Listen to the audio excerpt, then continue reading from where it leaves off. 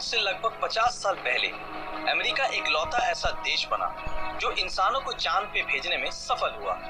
इसके पहले बहुत से देश और खुद अमेरिका भी इस काम में नाकामयाब रहे हैं, लेकिन 20 जुलाई 1969 को अमेरिका ने एक ऐसा कारनामा कर दिखाया जो इतिहास के पन्नों में दर्ज हो गया। इस मिशन के टेक्नीशियन लैरी हेग ने अपने इंटरव्यूज में कहा कि आज भी वो पल उनकी आंखों के सामने वैसा ही है जैसा 50 साल पहले था। चंद्रमा की ओर पहला सफलतापूर्वक मानवीय मिशन अपोलो 11 यान के जरिए किया गया, जिसने चांद पे पहुंचने वाले पहले व्यक्ति नील आर्मस्ट्रांग और एडविन ऑल्ड्रिन को चंद्रमा की सतह पर पहुंचाया। ये अभियान अपोलो अभियान का 5वां और चंद्रमा पे जाने के लिए तीसरी और सफल उड़ा गया, जिसने चांद पे पहुंचने वाले पहले व्यक्ति नील आर्मस्ट्रांग और एडविन ऑल्ड्रिन को चंद्रमा की सतह पर पहुंचाया। ये अभियान अपोलो अभियान का 5वां और चंद्रमा पे जाने के लिए तीसरी और सफल उड़ान बनी। 16 जुलाई 1969 को भेजे गए इस यान में कमांडर नील आर्मस्ट्रांग, नियंत्रक माइकल कोलिन और चंद्रयान ईगल चालक एडविन ऑल्ड्रिन मौजूद थे। 20 जुलाई 1969 नील आर्मस्ट्रांग और एडविन ऑल्ड्रिन चांद पर कदम रखने वाले पहले इंसान बने और उन लोगों ने उस दौर में अमेरिका के राष्ट्रपति निक्सन का इंसानों को चांद पर भेजने का सपना पूरा किया। इस घटना को 20वीं सदी में हुए सबसे बड़ी घटनाओं में से एक माना जाता है। इस प्रक्षेपण को करीब 10 लाख लोगों ने राजमार्ग और प्रक्षेपण केंद्र के करीब समुद्री तटों से देखा और करीब 60 करोड़ से भी ज्यादा लोगों ने इस ऐतिहासिक घटना को टीवी पर देखा। अपोलो 11 अंतरिक्ष यान को सैटर्न 5 रॉकेट की मदद से 16 जुलाई 1969 को सुबह के 9:32 पर केनेडी स्पेस स्टेशन से भेजा गया था। सिर्फ 12 मिनट के अंदर ही ये पृथ्वी की कक्षा में प्रवेश कर गया और पृथ्वी का एक चक्कर लगाने के बाद SIVP नाम के रॉकेट ने उसे चंद्रमा के कक्ष पर डाल दिया और इसके ठीक 30 मिनट बाद सैटर्न 5 अंतरिक्ष यान रॉकेट के आखिरी चरण से अलग होकर चंद्रयान ईगल को लेकर चंद्रमा की तरफ आगे बढ़ने लगा। 19 जुलाई अपोलो 11 चंद्रमा के पीछे वाले हिस्से पे पहुंचा और अपने रॉकेट की सहायता से चंद्रमा की कक्ष में पहुंच गया। चंद्रयान के उतरने के लिए सी ऑफ ट्रैंक्विलिटी को चुना गया क्योंकि ये जगह समतल थी। रेंजर 8, सर्वेयर 5 और लियोनर ऑर्बिटर यान के जरिए इस जगह का पता लगाया गया था। 20 जुलाई 1969 को चंद्रयान ईगल मुख्य यान कोलंबिया से अलग हो गया। कॉलिंस जॉब अकेले कोलंबिया यान में रहकर ईगल यान का निरीक्षण कर रहे थे ताकि उसे चंद्रमा की सतह पर उतरने में कोई दिक्कत न आए। इसके बाद नील और ऑल्ड्रिन ईगल के जेट डाउन इंजन को स्टार्ट कर चंद्रमा पर उतरने की तैयारी करने लगे।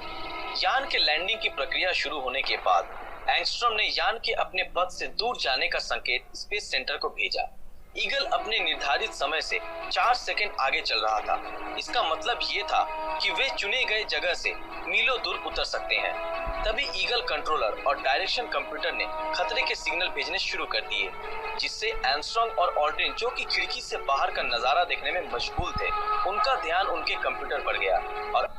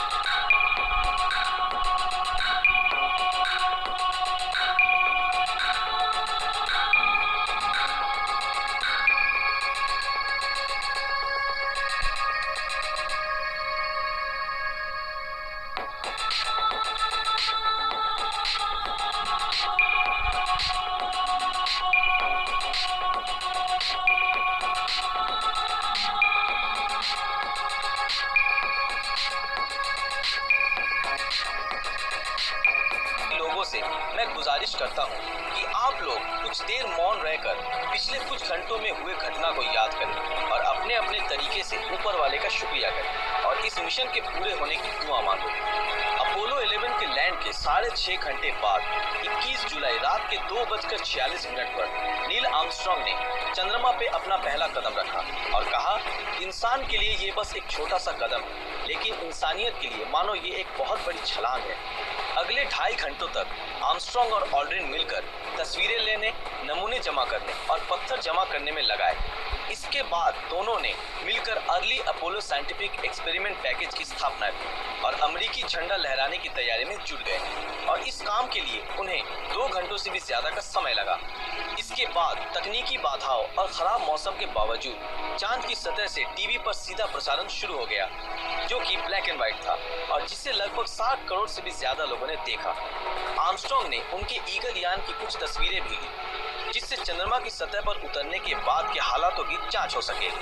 इसके बाद उन्होंने धूल और मिट्टी के कुछ और सैंपल भी इकट्ठे कर लिए और टीवी कैमरे से आर्मस्ट्रांग ने चंद्रमा के सतह के चारों ओर के दृश्य भी लिया और इसके बाद दोनों साथ मिलकर कैंगरू की तरह उछलने का मजा लेने लगे।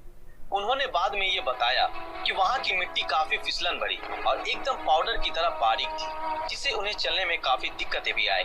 उसके बाद दोनों ने मिलकर अमेरिकी झंडा लहराया और अमेरिकी राष्ट्रपति निक्सन से फोन पे बातें की। ऑल्ड्रिन यान में पहले वापस आए। उन लोगों ने बड़ी ही मुश्किल से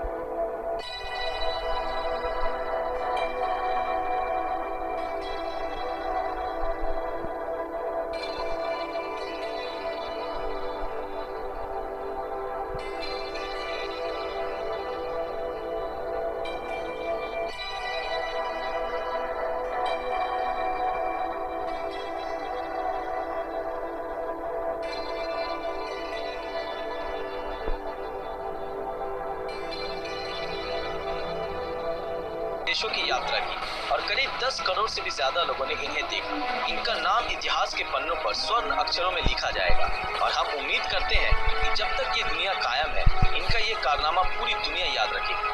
आज के लिए बस इतना ही। आज का ये वीडियो आप लोगों को कैसा लगा, हमें कमेंट में जरूर बताएं। अगर ये वीडियो आप लोगों को अच्छा लगा तो इस वीडियो को लाइक और अपने दोस्तों के साथ शेयर जरूर करें। अगर आप हमारे चैनल पर नए हैं तो हमारे चैनल को सब्सक्राइब करके बेल आइकन ऑन कर दीजिए। तो मिलते हैं आपके साथ अगली वीडियो में और हमेशा की तरह थैंक्स फॉर वॉचिंग।